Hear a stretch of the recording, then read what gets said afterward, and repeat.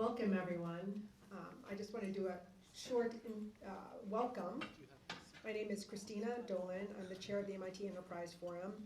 And I want to welcome you today to a really, really amazing event that was put together by Nina Mendez. Stand up. No, you have to stand up. And Lori Smith, where are you? Stand up. Thank you very much, Lori. And we also want to thank Lori's firm, which is White and Williams, for the wonderful reception. And you can read their bios on the back of the flyer. Anyway, the MIT Enterprise Forum, as you know, is engaged in putting together events that are about leading technology. And many of you, how many of you here are here for the first time? Oh, wow, quite a few. Well, we welcome you and we hope to see you at future events. And with that, I would like to invite our host, Mr. Rabinowitz. Where are you? Oh, there you are, Stephen. Well, thank you so much for hosting us in your beautiful space. And he's going to come in and say a few words. And then Nina will come up after that. I just want to mention for the people that are watching us online, unfortunately, the keynote is only available to those of you who are sitting in the audience, so you're going to miss out on that. But with that, why don't you come on stage, and thank you so much. Good evening, ladies and gentlemen. My name is Stephen Rabinowitz. I'm a partner in the patent litigation practice at Hughes Hubbard, focusing on pharmaceutical and biotechnology patent litigation. It's a privilege and a pleasure for us to host this forum in an exciting area of science and research. In fact, it's not only the science, but also the law, which is evolving rapidly. And one of the issues that we're dealing with, we have an appeal in the Court of Appeals now, is whether the patent system is available for advances in biotechnology at all. We're dealing with the patent eligibility of DNA primers and other man-made DNA constructs with sequences that occur in nature. But we're looking forward to hearing about the advances and the approaches that are being applied to the areas of science that we're going to hear about tonight, the areas of oncology. And so I'd like to say welcome, and we're looking forward to tonight's program.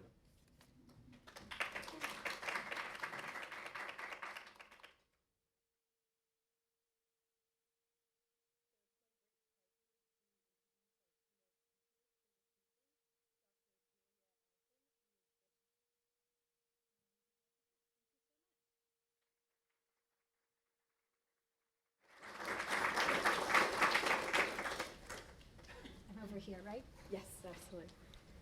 Great. Well, thank you, Julia, for that. So we've got a great lineup for you tonight. I'm going to do some quick introductions and then have our esteemed panelists tell you a little bit more about their organizations. First up, we've got Andrew Pecora, who serves as the Chief Innovation Officer at Hackensack Meridian Health. He's also the co-founder of CODA, which is a data and analytics software company. We also have Andrew Norden with us tonight. He's the Deputy Chief Health Officer of IBM Watson Health. And he's also, at the same time, he's a practicing neuro-oncologist at the Dana-Farber.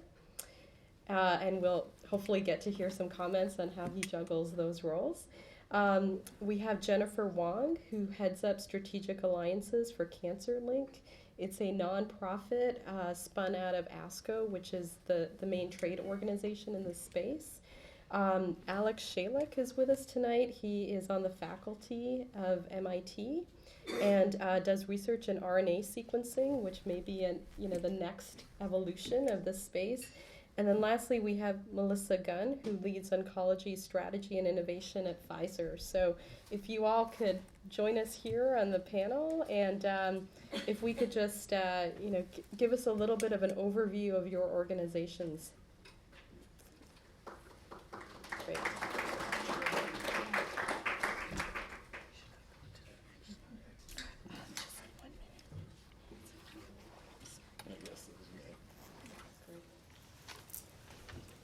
Great. So maybe we can start with you, Dr. Pecora. Could you tell us a little bit about CODA and then what you do at Hackensack?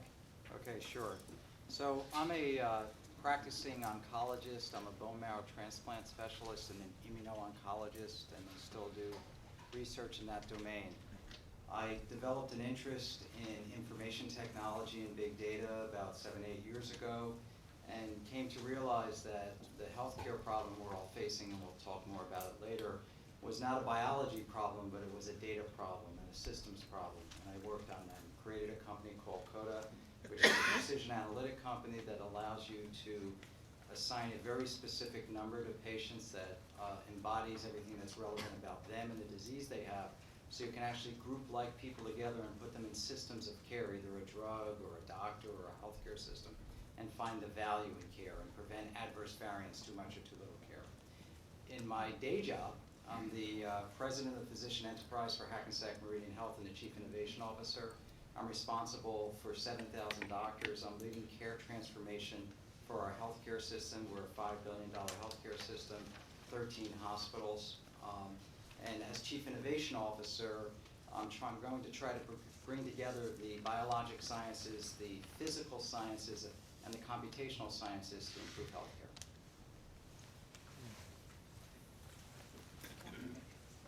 Okay, sure, no problem. So I'm Andrew Norden. I am often accused of being a uro-oncologist or even sometimes a urologist. That, in fact, is not what I am. I'm a neuro-oncologist. So it's either the brain or the genitourinary system, and I focus on the brain.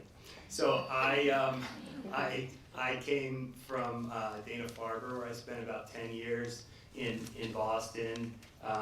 And there I led Dana-Farber's community network, and while leading Dana-Farber's community network, observed this tremendous amount of variation between physicians who are equally well trained but practicing in different settings, even just in New England. And that led me to develop really a great interest in could we use information technology tools to help doctors make better decisions. And to be more consistent in the way that they approach patients. And so that led me to Watson Health, where I've been now for much of the last year, and I lead the oncology and genomics efforts at Watson. Watson is a company that, as you know, spun out of IBM. It all started in 2011 when we beat the world champions in Jeopardy. And then we began to apply our technology to much more interesting and important problems. Watson is an example of what we call a cognitive computing system, a system that's able to read and understand human language, it's able to access large quantities of data at scale, reason between different concepts, and even learn over time. So it has some remarkable capabilities. We have worked closely with colleagues at Memorial Sloan Kettering Cancer Center here in New York City to train Watson for Oncology, which is an oncology decision support system that is able to read patients' medical records and then make treatment recommendations for the physician to consider based on evidence, published evidence, guidelines, and on expert physician training. So we've gotten fairly deep into this technology and cancer care concept, and I'm excited to tell you about it tonight. Thanks very much for having me. Jennifer? So, good evening, everyone. My name is Jennifer Wong, and I have the privilege of serving as the Chief of Strategic Alliances for CancerLink. CancerLink is a real-world health data platform that was spun off as a data venture from the American Society of Clinical Oncology. So ASCO is the Professional Medical Association representing cancer doctors all over the United States and all around the world. With a membership of about 40,000 or so providers, the mission of ASCO is really to promote the highest quality research, education, and quality of cancer care to patients wherever they are in the world. And so about a couple of years ago, ASCO decided that the real way for us to be able to address the needs in cancer care was to be able to create this data platform and data program called CancerLink. And as Dr. Evans mentioned before, much of the cancer care today is really being delivered in the community oncology setting. And so about 90% or 80 to 90% of the cancer care is being delivered in places that don't have access to the brand name institutions, big academic medical centers that are located at these metropolitan areas.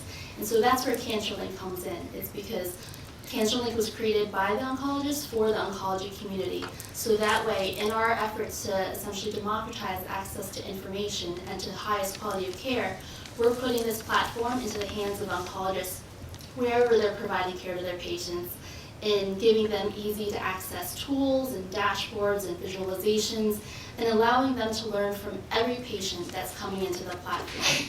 CancerLink is what we call a rapid learning system, and so every practicing oncologist and every participating institution has the ability to access and learn from all the insights, from all the data that's being contributed to by all the participating physicians and practices and patients. And so CancerLink was created a couple of years ago, really by ASCO, but through our network of collaborators and partnerships, both in the private sector, public, as well as not-for-profit, we've created this coalition of collaborators that span all the various types of oncology specialists. So ASCO represents medical oncologists as well as the radiation oncologists, surgical oncologists.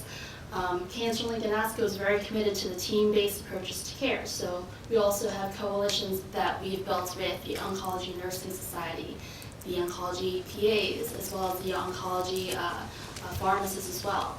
And obviously very important to this oncology ecosystem are the government agencies and the FDA and the National Institutes of Health and NCI and so forth. But at the end of the day, first and foremost, patients are the most important. So with that in mind, that's sort of patients are our North Star, and so we have a lot of alliances with different patient advocacy organizations and bringing them to the table and making sure that what we're doing is providing the value back to them, as well as all the oncology care providers that help deliver care to them. So look forward to the discussion tonight. Hi guys, I'm Alex Shillick. Thank you for having me here tonight. I'm a professor at MIT. I'm in the Institute for Medical Engineering and Science, in the Department of Chemistry. I'm also at the Broad and the Reagan Institute at Harvard Medical School and at MGH, so I have many masters. My lab is interested in developing and applying technologies to look at cellular heterogeneity. You heard discussions of how it confounds the way in which we develop and apply therapeutics. We were originally confused and confounded by this, but then we realized that maybe this heterogeneity provided opportunities, and if we could find patterns through it, we could get a better understanding of what were the different cell states that existed within a tumor and how we might target them. So my background is more in developing single-cell technologies and applying them to these sorts of problems, and I'm interested to be part of this group today because very often what we do is described as sort of science fiction, and I'm very interested in hearing how the people here think we could apply some of these things to impact patients' lives and treatment strategies in the here and now, as opposed to in 20 years. Hi, do I need to try this now? My name is, thank you. My name is Melissa Gunn. I work at Pfizer, the pharmaceutical company. I work in oncology specifically. I have responsibility for strategy and innovation and also collaborations under my remit, so I do kind of a wide range of things. One of the things I do is talk to a lot of my counterparts and colleagues here and their companies about real-world data and how we can harness that data to improve drug discovery. We have a project going on with Watson, which I can talk about a little bit later, and I think actually the expert from Watson is also here and can give you more details about that as well. I also work in patient engagement strategies, and we're always thinking about as we how we can incorporate new technologies into clinical trials to better serve the patients that are at the heart of all the work that we do here. So, thank you for having us tonight. Great, thank you, Melissa. So just to begin with, I'm just kind of curious about who's in our audience tonight, and can I see a show of hands? Who here is from the cancer research or clinical side? Who here is a cancer researcher or clinician? Okay, so we've got one. At least one who's willing to admit that. Okay. I'm also curious to see, is anyone here who works for a pharmaceutical company or a laboratory or maybe even a startup focused on cancer. So cancer-focused company. Okay, so we've got a couple people. Great, welcome. Okay, investors and entrepreneurs. Okay, great. Legal, regulatory, a couple of people. Okay, and this is a little personal, but can I see a show of hands? Patients, survivors, caregivers. A lot of hands, okay. And then the last one, if you know somebody, someone close, a relative, a close friend who has cancer or who has had cancer in the past. Okay. That's pretty much what I expected. Okay, great. Great. Okay, so I'm just going to start off with a few questions, but we definitely want to give opportunity to the folks in the audience to ask questions as well. But I'm really intrigued by something that Julia had in her talk regarding liquid biopsy. And just to kind of recap what that is, that's essentially diagnosing cancer based on a blood sample. Would like to understand the panel's perspectives on, is this ready for prime time? Are we all going to be getting liquid biopsies every year as part of our physical? Where is the status of that work? So I can start because we do this. It's important to set the stage for, and this is a little bit complicated, but if you think about it. Could you move the mic towards yourself? Sure. If you think about it, cancer lives within a host, and it's a dynamic situation that changes over time. And when you treat cancer, you have almost like a battle going on, good guys and bad guys, and it could be a drug, it could be a targeted therapy, it could be an immunotherapy, it could be a cell now. And as the therapy is affecting the tumor is responding to that because it's a life form and it evolves. And so knowing what to do next is the biggest promise of liquid biopsies.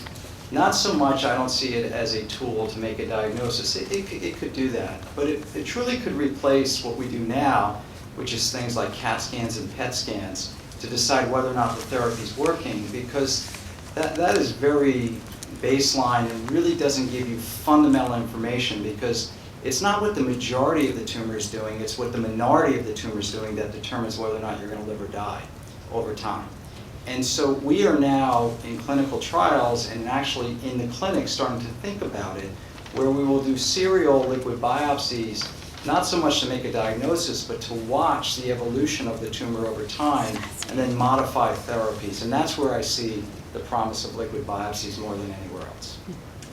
So I can just make one comment on that. We're going to be presenting at ASCO, which is the big cancer society meeting in a couple of weeks, some data where we looked at, we took liquid biopsies basically of breast cancer patients before they started treatment and 2 weeks after treatment, and we were looking for particular mutations, and then actually we were looking to see if they disappeared after just 2 weeks of treatment, and we followed those patients to kind of see what happened to them afterwards. And what we found was, and I think these are early days and it's early data, so I don't think this is ready necessarily for prime time. There's a lot of validation work that needs to be done, but actually we saw that patients that were on a particular treatment, that their mutations disappeared or dropped off after 2 weeks, and that those patients actually had better outcomes. So they almost had double progression-free, more than double their progression-free survival time based on just kind of looking at that one particular mutation to kind of see where that is. So I think that shows you kind of where the medicine is going. I don't think we're there yet. There's still a lot of work to be done. So I'll just add, based on some of the work that we do, that there's tremendous opportunity in some of these various reservoirs that you can get access to that are minimally invasive ways of sampling. I think blood is a fantastic opportunity because most people are willing to give you a blood sample, not a brain sample, but a blood sample. And what really comes down to that is understanding what it is that you're trying to monitor or measure. I think it was pointed out by Andrew, it's very hard to envision using that for discovery unless you have an idea of what you're looking for, because you may have had cells that have had experience with the tumor that are circulating through your body, but they are in the minority. And so using that for diagnostics can be complicated. I do think that as we develop new technologies, there's also opportunities to use other sources of material that you wouldn't traditionally think of that actually have a lot of information. There's obviously stuff in addition to the things that you would think about in blood, like circulating tumor cells and ctDNA. You can also start using things like effusions or fine needle aspirates, or we do a lot of stuff with cerebral spinal fluid because we can now work with individual cells. So there are windows by which you can access pieces of tumors that you couldn't previously, and get a better idea of what might be the therapies you want to use in sort of a intervention setting as opposed to a monitor setting.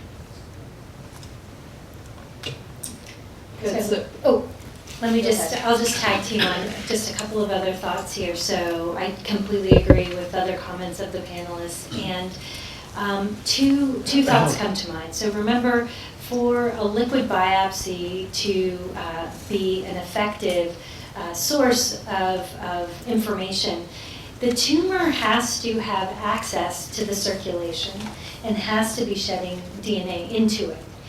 And one of the things that we don't know, and we won't know for a long time, but we'll know a lot faster if we, again, combine data sets, is that which tumor types are most amenable to this approach. So certainly a primary brain tumor that has very little access to the circulation outside the blood-brain barrier may not be a great candidate for this approach.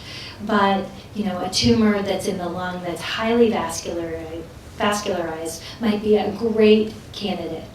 The second complication is that we have to define kind of categories of use cases. So I think I've heard here there's making the primary diagnosis. So we have actually seen this starting to be used in patients with widespread metastatic disease who are so fragile they can't even undergo a minimally invasive biopsy, because the thought is if we can get some information, even if it's not quite as high as testing the tumor, it's better than nothing.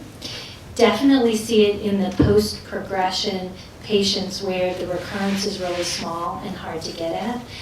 This is a great use case because if you have a tumor profile, this allows you to understand whether or not the signature that's in the blood is really coming from the tumor, because there may be primary markers and secondary mutations that you can follow.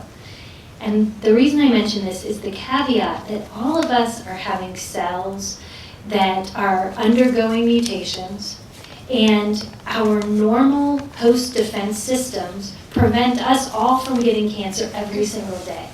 Our immune systems are wiping out bad clones of cells. And the problem is that there are some tests, there are some approaches which are confounding detecting any amount of mutation in the circulation as being a signal coming from the tumor that actually needs to be treated. And one really good example that was given in a recent meeting was a patient with metastatic ovarian cancer who clinically seemed to be in remission. She was a young woman, had a beautiful response to regular standard chemotherapy, and underwent one of these blood tests that was ultrasensitive, and they found a p53 mutation. They had never tested her primary tumor. This result was given to the patient, and she assumed that the tumor had come back, and they spent the next 4 months, when she was in probably her best remission she would ever have in this disease, trying to figure out where the tumor was coming back. And when they finally tested the tumor, the p53 mutation that was actually in her tumor was totally different than what was picked up by the blood test. So we have to, it's a note of caution, we have to understand both the techniques and the biology as we move forward with some of these approaches. Yeah, absolutely. It's definitely a hard space to invent and get things out to the market quickly. So, because of that, a lot of attention has been turned to, well, what can we learn about patients who've already been treated? And so I'm curious to understand, what have we learned from mining patient data records? Andrew and Jennifer both work in companies that tackle this from different angles. Would love to hear your perspectives. Shall I begin? Please. So, I mean, this is really, what you're talking about really is the promise of artificial intelligence in healthcare today.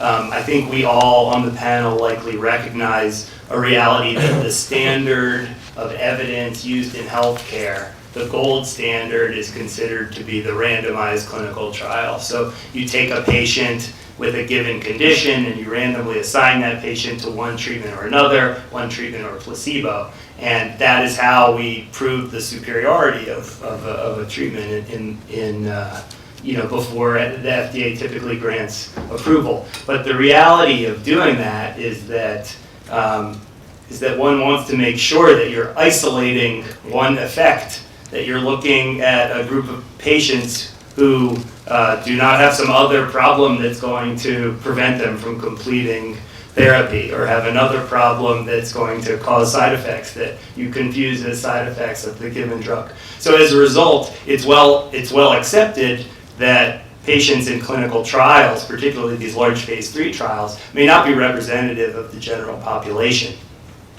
And yet, we have millions and millions and millions of patients who are treated every day outside of the context of clinical trials. In fact, I think that most people agree that only 3 to 5% of patients who are treated for cancer care in this country get enrolled in a clinical trial at all. So the vast majority of patients are treated outside the context of clinical trials, and the question is, can we learn something about those patients that informs what we do? And in fact, that is actually the fundamental goal of Andrew's company. So I'm going to let him speak to it in a minute, because he has developed technology around cancer care to do this specifically. At IBM Watson Health, our approach has been to bring together large data sets of a variety of different types to try to extract meaningful insights. Sometimes we talk about ourselves as an insights company. So we acquired a company called Truven.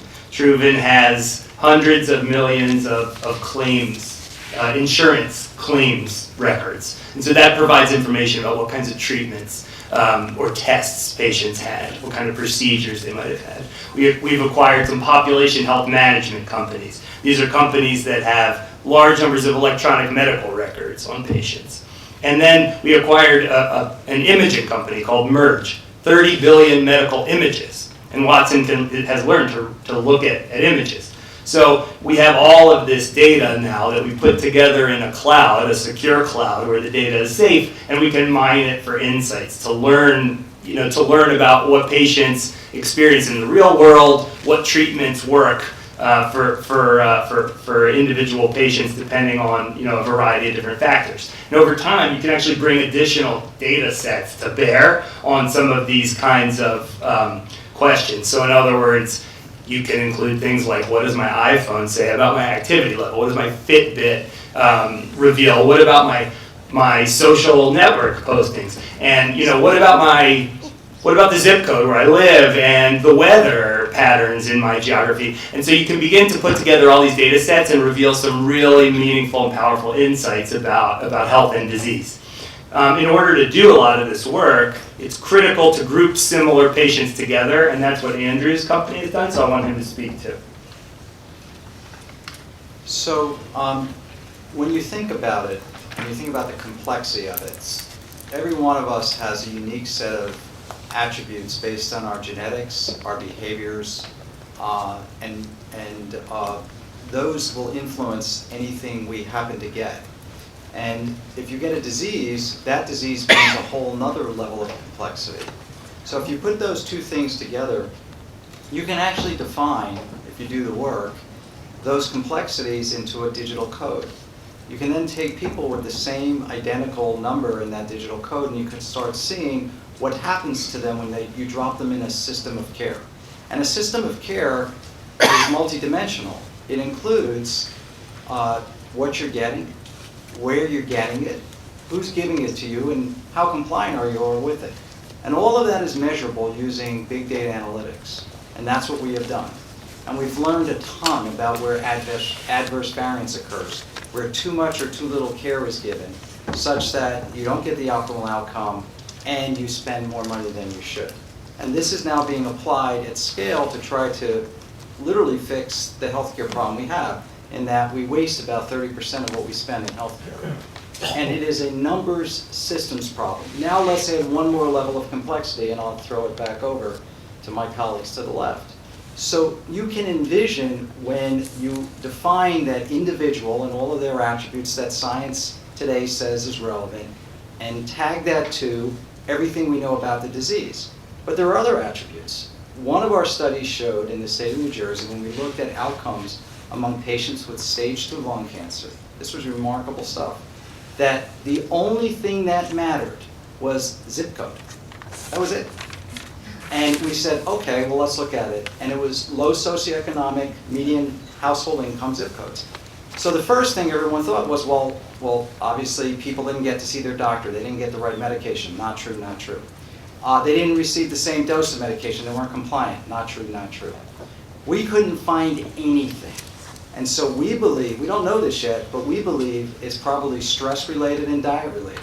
That with constant stress and lack of proper nutrition and fresh fruits and vegetables, literally, that T-cell function is probably not as good as it otherwise should be, and that's why they didn't do as well, everything else being equal. So actually, one of the major insurance companies and us are going to dive into this to see whether or not fresh strawberries delivered to someone's home can change outcomes. We're starting to think about that. We would never even begin to approach a problem like that without this kind of knowledge. And so while we did that in an iterative fashion with machine learning and the computational power of what's being built, you can imagine where we can go with all of this. Let me just make one more quick comment, because you made me think of it. So there was a health affairs paper not long ago, I don't know the exact date, but it showed that only if you take in large populations of people and you look at the determinants of disease outcomes or health outcomes, how do people do in terms of health or disease? Only 10% of the outcomes are driven by what we do in the healthcare system, traditionally.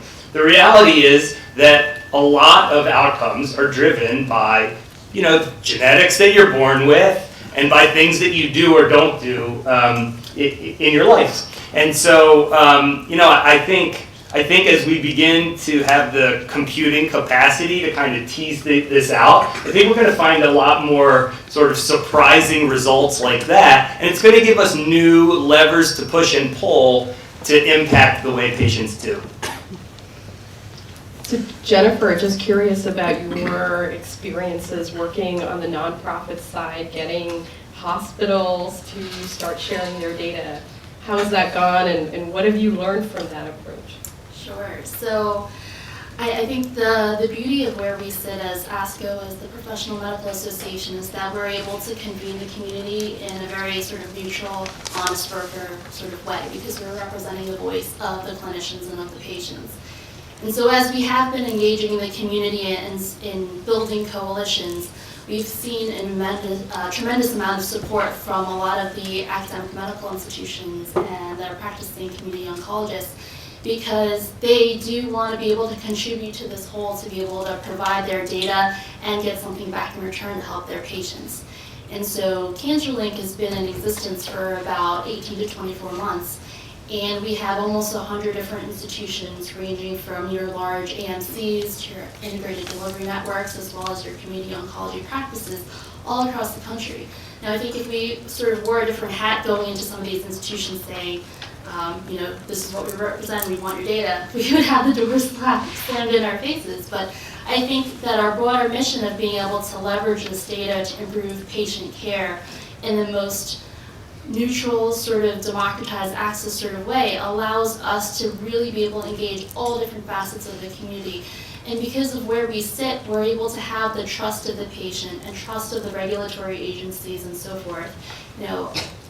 We've mentioned earlier that ASCO has its annual conference, which is actually a couple weeks from now, but there we'll be announcing a number of collaborations with various agencies. And in that sort of way, you should take a look at some of the headlines that will come out from them. I'm not at liberty to say too much, but at this point, I do want to share that it's fascinating to see that some of these agencies and national institutions are looking to us to be a source of real-world data and real-world truth about how patient care is being delivered and rendered throughout the country, because there isn't one sort of go-to place for this data that exists. And so to date, there's been a lot of efforts to sort of cobble together different data sets from a lot of our collaborators on the panel. We've been having all these different discussions and various collaborations that we've already put in place. But from a data standpoint, I think what everyone is trying to understand is the full sort of continuum of care of the entire patient journey. As that patient comes in and has that face-to-face visit with that doctor to have that care rendered, then they go home and back into their community setting and engaging with their family members and other caretakers. A lot of that information isn't captured, you know, in a typical clinical trial setting, which is what is basically fueling a lot of the scientific research and advances that is pushing the field forward. About 3% of patients with cancer are involved in trials, and that's what's really what's pushing the field forward. But what happens to the other 97% of the information right now? It's basically lost. And so it takes programs like ours and a lot of other organizations out there coming together in common cause and trying to unlock this and harness and merge this data, so that way partners like IBM Watson and other sort of analytics companies can come in and help us make sense of this and get this information into the hands of patients and providers when they need to make those critical decisions. So we've got a lot of folks in the room from the tech side and the investor side. And I'm curious, before I open up the floor to the audience for questions, I'm curious, you know, what can they do to contribute to this mission? I mean, so for a long time, cancer has been dominated by entities with really big budgets, right? Think about you know, what it takes to bring a drug to the market. What can you do if you're an entrepreneur or an investor? Is it focusing on the data or a lab? You know, what's coming up in MIT that you think would be ready for prime time? I don't know who wants to take that first. Well, so I think that, you know, what we look to entrepreneurs to do is take the problems that we are suffering from right now and find creative solutions of whittling away at some of their aspects. And I think what we've brought out here is the siloed nature of different data sets, closed data sets, open data sets that are behind different walls for different reasons. And not just getting access to those, but how do we have pipelines to bring these and unite these data sets together faster to feed the supercomputers, right? So how do we empower patients, caregivers, people who maybe aren't engaged with ASCO right now? How do we spread the word? How do we get access to their experiences and pool them together? Because I know from where I sit, one of the problems that, you know, we face is, you know, especially, you know, in healthcare where kind of health information is protected, and it's very hard to, you know, you have to go through a lot of processes to de-identify patients to the point where it's like nearly impossible to re-identify them, to associate them with any further components of their experience, even if the patient tells you that they don't care. I mean, I don't know, so my dad has prostate cancer, and from the very beginning, he has said, if there's anything that I can do to take my experience and not just make it my own experience, but help the world, like maybe this is my big shot at making a difference in my mark on the world, like give me something that will allow me to do this. And I think that that's what I would challenge the entrepreneurs to do, is to answer that call for this piping and for more patient sort of matchup of data. So one of the approaches we took in our healthcare system is we created an innovation center where we funded it with $25 million of our money, and we had a couple of venture capitalists then come on after us to match. And we are hearing new ideas in life sciences, information sciences, and material sciences to do this very thing. Because you're absolutely right. having an idea is one thing, finding the resources and being able to execute and then getting to the point where a big company would have interest in you is really hard today, particularly in the life science space. It's very, very hard. So you need friends. So there are a number of places in the country that are now starting to do that early stage kind of set up people to get to that first demonstration of value that can then engender interest from bigger parties. So I think we talked about from like a data perspective, I agree absolutely with everything that Julia is saying, and we're facing all of those challenges on data aggregation, but I think from a technology perspective, there's another angle. Andrew at Watson mentioned Fitbits and wearables and things like that. Those are the types of devices that we hope can enable a certain amount of patient care, for example, to be done at home instead of requiring people to come into the office. So there now you can monitor your heart rate. There's many things that you can do, and those kinds of technologies matter, right? We're looking into some of our drugs require sort of constant or regular intervals of blood tests to make sure that your blood counts are staying where they need to be, as that's one of the side effects of a lot of these drugs. Can you do that at home? So it's like another way to kind of think about how technology can intersect with it, with patient care. I mean, I would just echo the sentiments that were before, that VCs can do a better job of helping to accelerate early stage discovery. I mean, there are a number of things that I can think of at MIT and Harvard and the places that surround me that are in the information technology space, in the wearable space, in developing better biological assays and helping those move out of academia where the incentive is placed sometimes on being the first to plant a flag instead of showing the utility of planting a flag in a location is important. I can think of a number of things that that with a little bit of backing and moving out of academia to the point where they could be scaled and shown to be reproducible and generally applicable might have real translational potential. And so I think getting up there and having conversations with the community, you'd be surprised how many professors would be willing to have coffee or lunch with you, as well as undergraduates and graduate students and postdocs. Some of particularly the undergraduates. But there are also a number of programs that some of the surrounding venture capital companies have set up to enable graduate students and postdocs to come in and do residences, to start to explore ideas and to start to incubate things. And I think that those are also worthwhile things to pursue. Very often the things that we've learned and the things we've discovered are through conversations with our colleagues, and nobody at MIT has a better grasp of what's going on than the graduate students who are spending all their time having conversations with the other graduate students and hearing about how awful everything is and watching them practice their talks. So I think there's a tremendous opportunity to tap into that community, either through structured programs, through outreach, or through mentorship.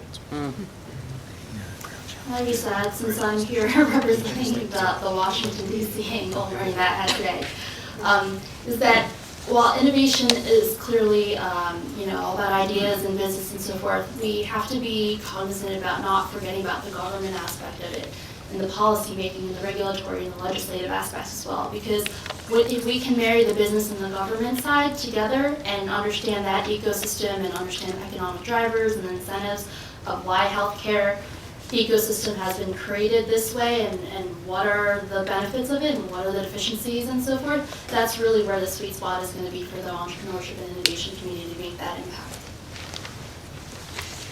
So with that, I'd like to open up the floor. Does anyone have any questions for our panelists? Oh, lots of hands here. Okay, let's start with gentleman in the back and then go down here. Only because I'm standing, right? Two quick questions. One is, and this kind of simplifies the whole, because this is such an intellectual great panel. What % of these cancers are genetic versus later in life? In other words, lifestyle. And the other is to the Andrew and Norton gentlemen. Could you restate what you were saying about Facebook and other technologies that are being used to look at people's habits to determine, or what you're able to say, to determine what it is you're judging from them to assess their situation? I was kind of curious about that. So those were the two questions. First, let me just say, we're not using Facebook to do that. The point was only that that the technology exists. So to the extent that that information is being shared, it can be used to reveal novel insights. That's all. What technology exists? So machine learning technology, for example, can analyze large bodies of text, unstructured text, and companies have reported that they've extracted some interesting insights from publicly available information. That's not something that IBM is in the business of doing. I just wanted to explain how data sets comprised of multiple different sources can be brought together to reveal patterns that people probably wouldn't be able to detect, and that computers today have the capacity to because they're able to analyze such large multimodal sets so quickly. And then just real quick, the other part. What percent of these cancers is genetic versus lifestyle that comes later in life, like smoking, lung cancer? But can you state that? Yeah, I mean, we can both do it, but it's still true, and it's been true for 50 years, a third. So a third of it is your genes. A very small percentage are actually, you have a genetic mutation, a somatic genetic mutation, meaning your own DNA has an aberration that you will get a cancer as a direct consequence of. Many times it's acquired, but you have a predisposition to it. A third is what you do. So you could probably get rid of a third of cancers if people stopped smoking, had the right body mass index, got screened properly. And then a third is just probably still in the class of bad luck.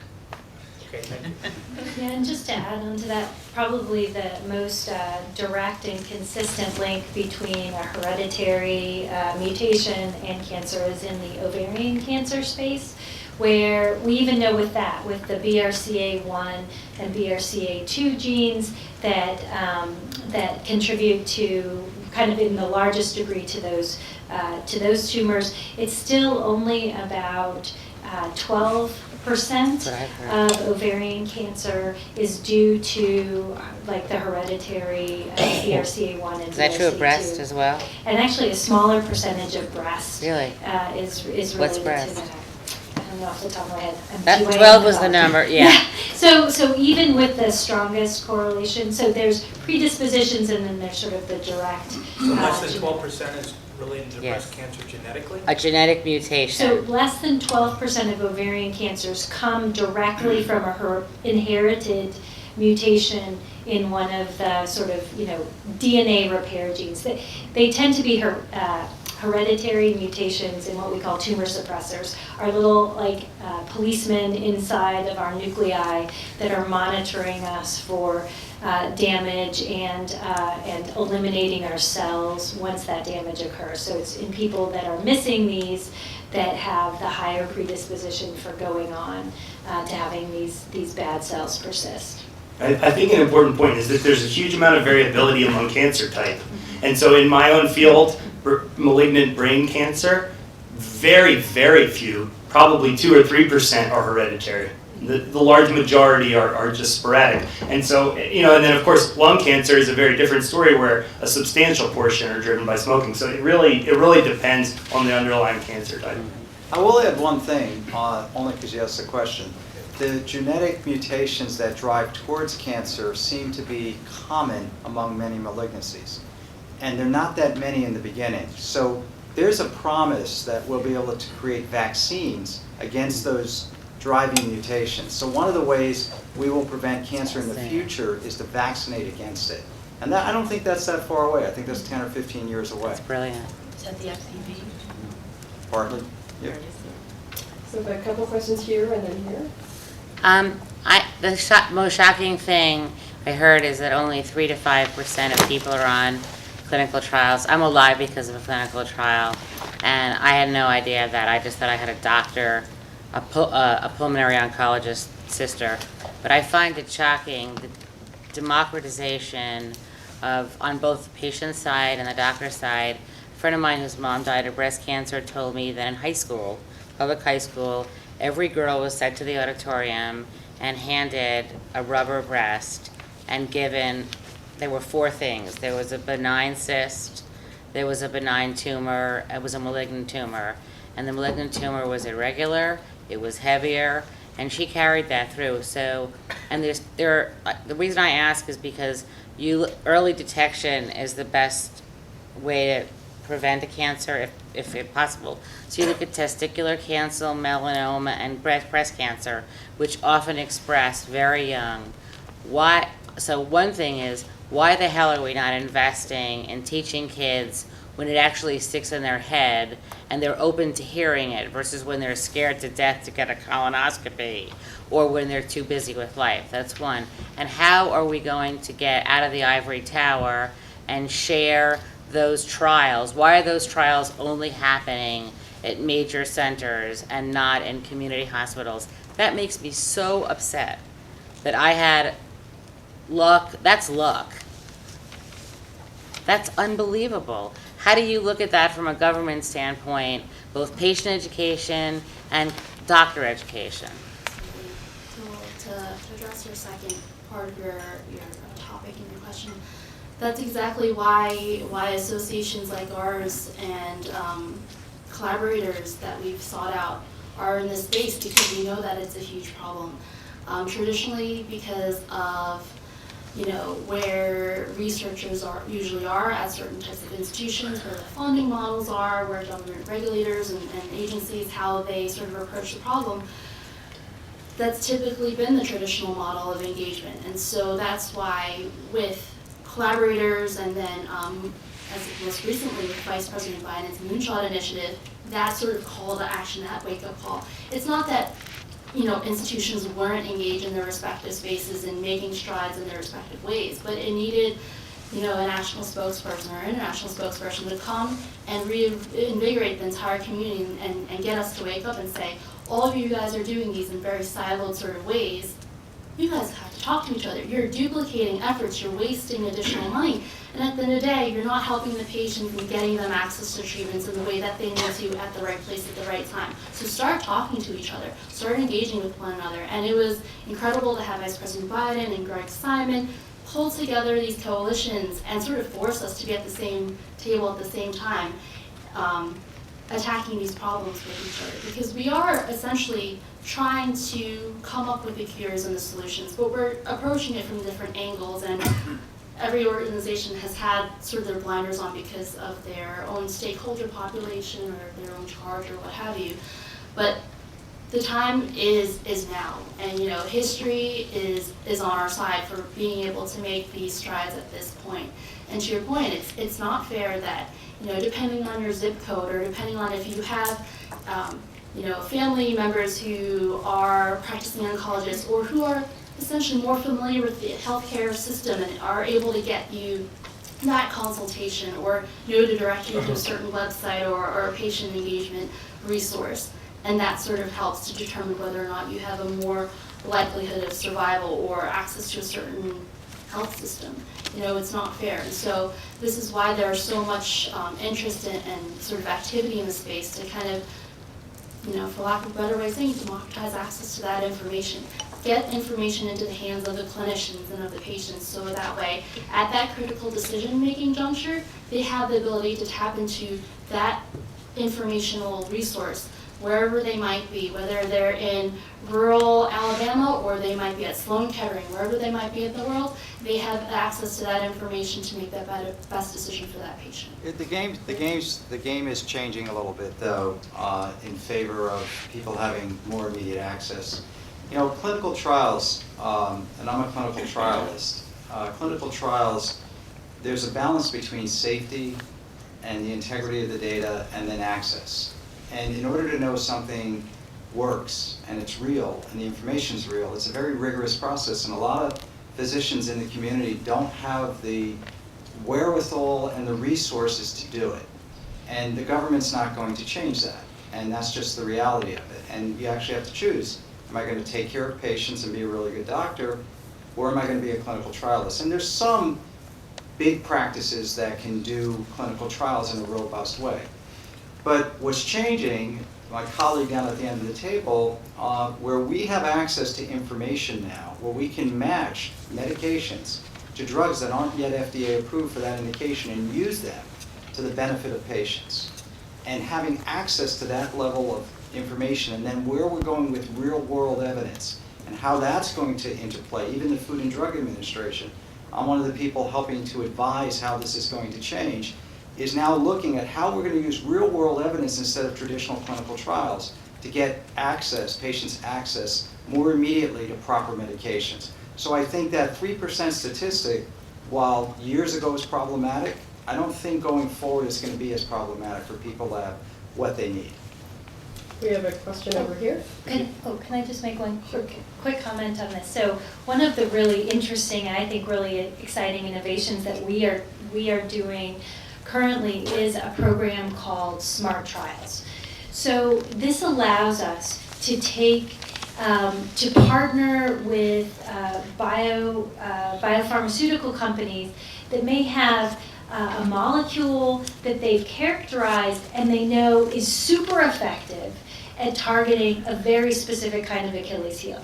But that may represent 0.1% of all cancers in the country, or 0.5% or 1%, right? But still, think about how difficult it would be to set up a clinical trial and recruit enough patients to prove to the FDA that this actually works.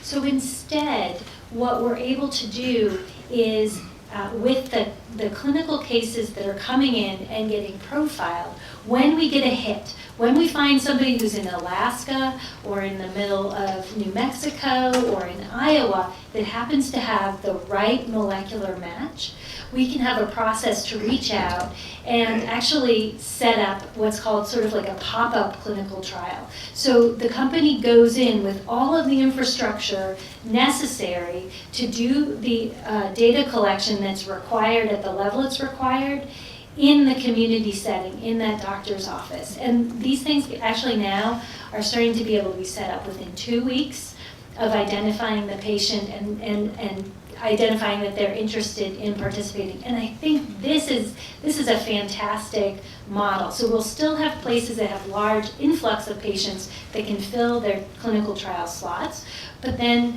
for the really rare mutations, we can sort of have outreach that finds and brings the trial to the patient wherever they are. So I think it's really great. Really fast. So even at the top cancer centers, the accrual rates to clinical trials are at best maybe 20%. So you know, What does that mean? What it means is, like, if you go to a top cancer center, chances are you still don't end up on a clinical trial. You still have an 8 out of 10 chance of not being on a clinical trial, and there are countless barriers, but one of them is that it's extraordinarily hard for doctors to keep track of all the patients and all the eligibility criteria. At the place I used to work, we had over 600 trials, and it's an enormous intellectual challenge. So folks like IBM and other companies are building tools to help sort of automate this process of matching patients and trials. It's a huge need, and I think it'll drive up accrual too. Great. We've got another question there. How expensive are these gene-based diagnostic tools and treatments, and what is the role and reaction of the insurance industry? Because your genetic makeup is a pre-existing condition. So what's their role in all of this? And are they supporting it or pushing back? So we can address this together. So we've actually got to present this at the Vatican of all places because we did this very successfully, Foundation Medicine and CODA. So the afterlife. We Oh, you're delaying it. Before Trump got there. well, this was a few years ago. But there was a test that was being done for lung cancer patients that profoundly affected outcome. If you got the test and you had a mutation and you got the right drug, your median survival, which means half the people are alive at 44 months. If you didn't have that mutation, your median survival was 11 months, which is obviously much less. But it turned out only 50% of people were getting the test because of the way the test was paid for in the state.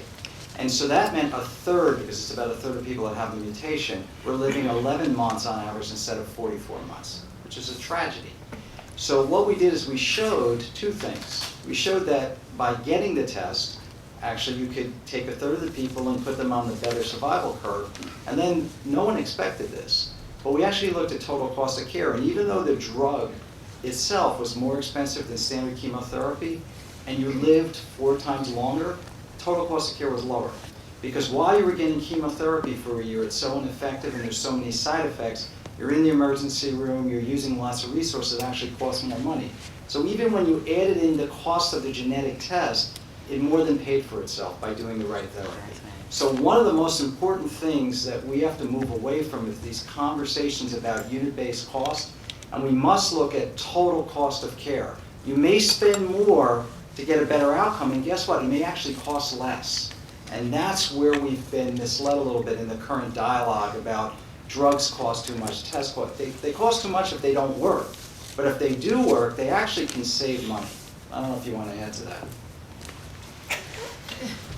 That was beautiful. I mean, I think that the only thing I could say is, like, when you think of taking a tumor sample and sequencing 1.5 megabases or 300 genes, like, what sort of figure pops to your mind? Like, how much do you think this might cost? Is it something that's within the reach of somebody, is it comparable to a cup of coffee, a nice dinner out, a trip to Disneyland? Like, scale it, an automobile. Where do you think it lands?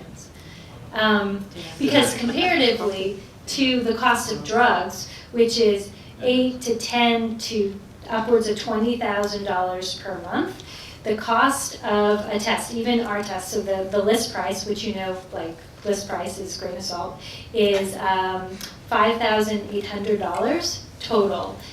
There's a cash price that is much less than that. What you kind of go down the list of what everybody ends up paying for tests. But this is in the order compared to other things that are being done on a routine basis to cancer patients. So PET CTs are about the same cost as this and are done sort of repeatedly to monitor patients. And so it is actually within sort of the normal range of spend for these types of things that patients are undergoing all the time.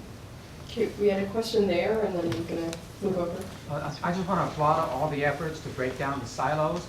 But when I was diagnosed with prostate cancer, I went to an Eastern healer, to a Chinese herbologist, and as an acupuncturist, and to a Western doctor.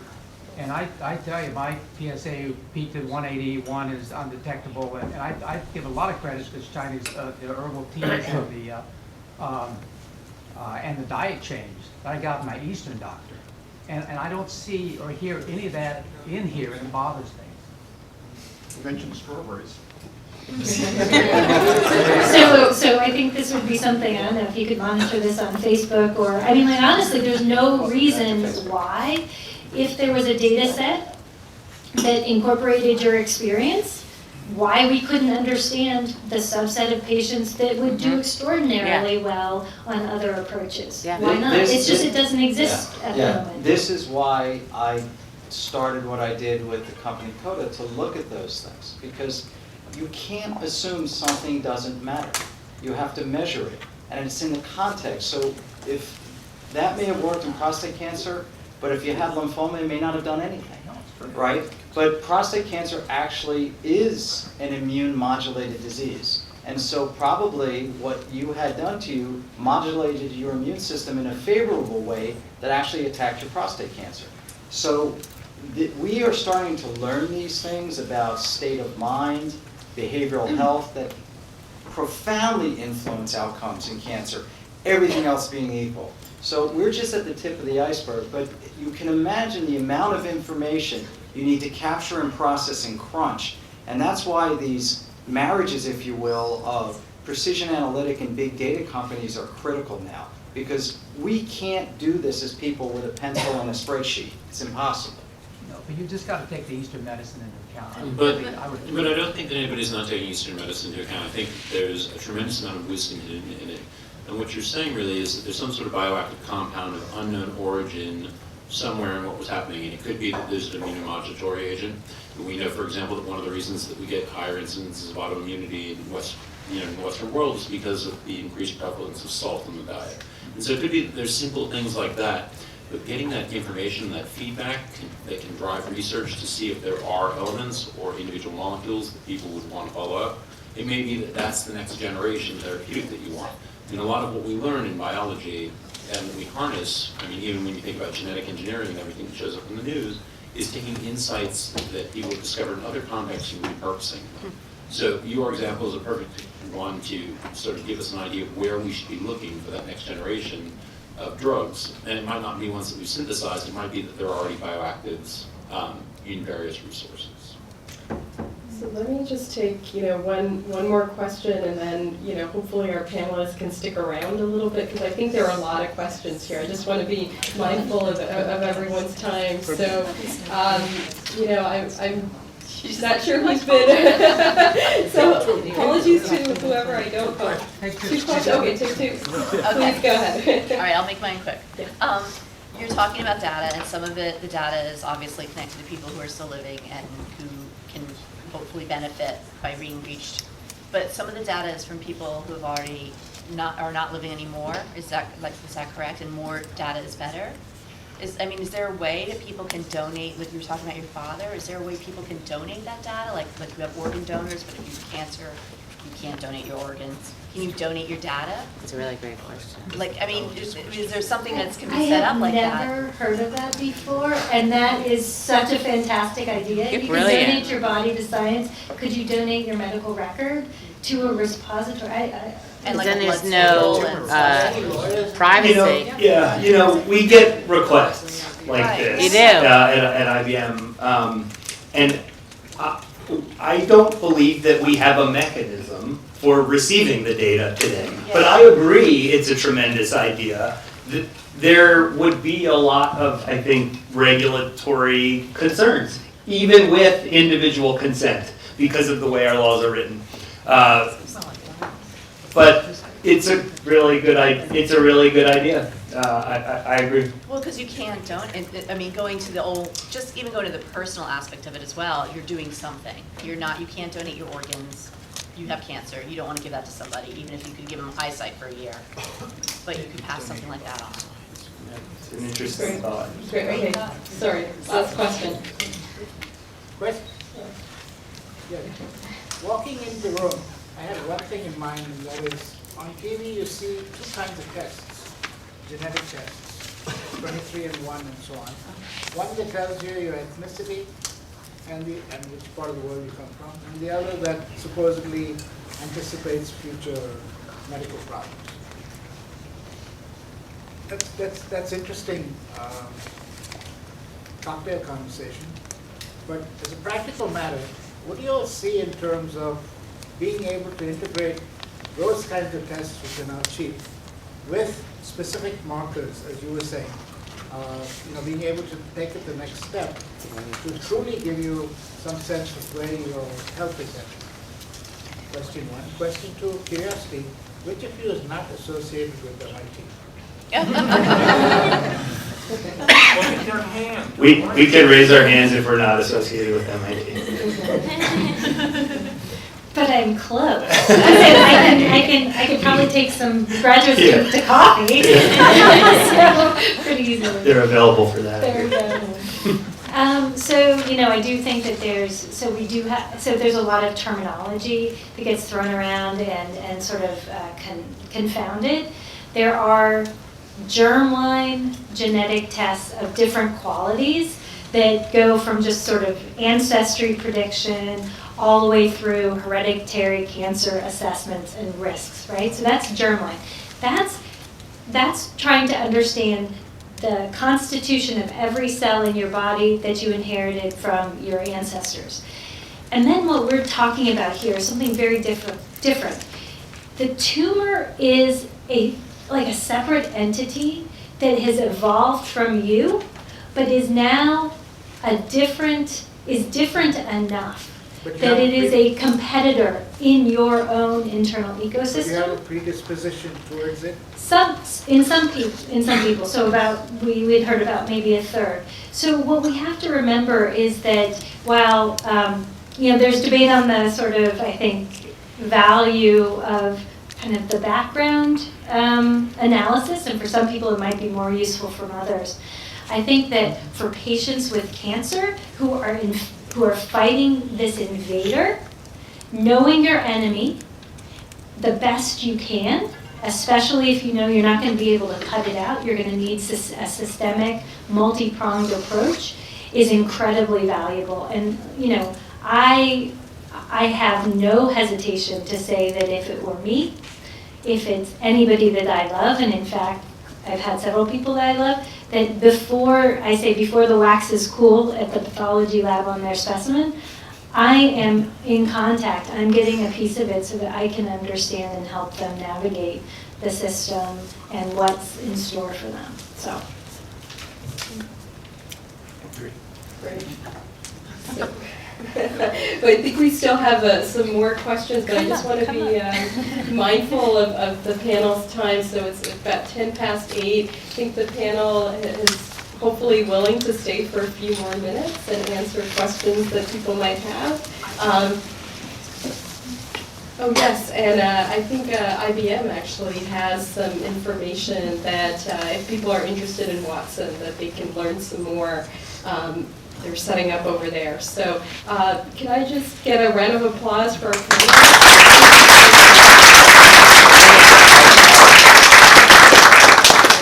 Was that random enough?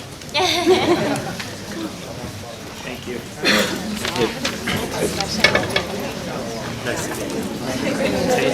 Hi, how are you? Hi. Oh, really? Wow, good for a second.